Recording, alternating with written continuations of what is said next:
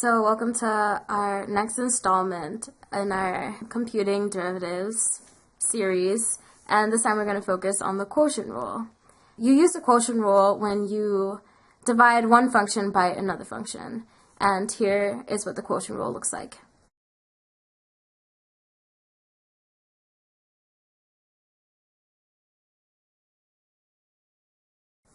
So let's go into an example. If we want to find the derivative of x squared plus 8 over x cubed, you first notice that we're deriving a function on the top divided by a function on the bottom. So let's make the numerator green and the denominator red.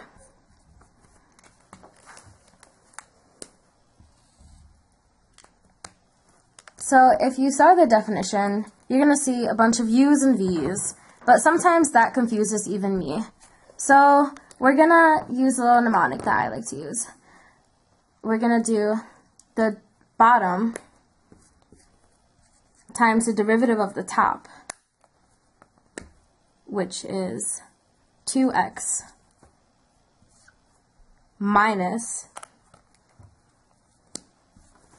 the top times the derivative of the bottom, which is 3x, all over the bottom squared.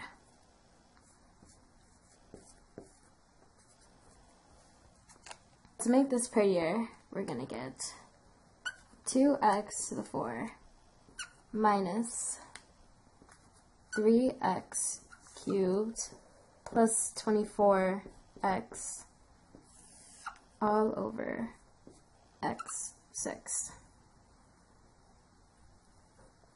Here's another example when you might want to use the quotient rule. Even though I've been taking math for a very long time, I still haven't memorized with a lot of certainty what the derivative of tangent x is. So whenever I need to derive the tangent of x, I just remember that it equals sine of x over cosine of x. Now, if I want to find the derivative of that, I need to use the quotient rule. So, let's separate this function into its two little composite chunks. So, that is equal to, basically we're going to break it up now. Sine of x over cosine of x.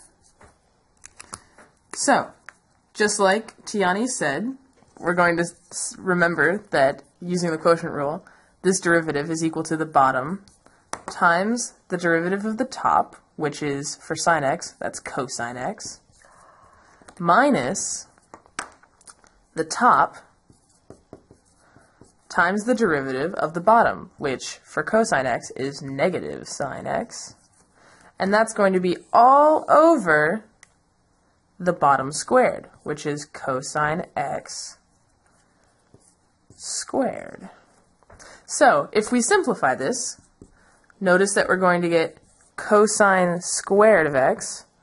These two are going to cancel out, and we're going to be left with plus sine squared of x all over cosine squared of x.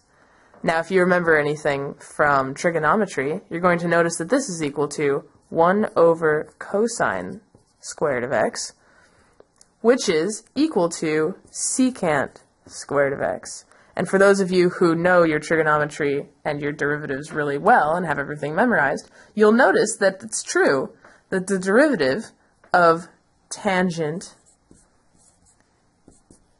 x is in fact equal to secant squared of x.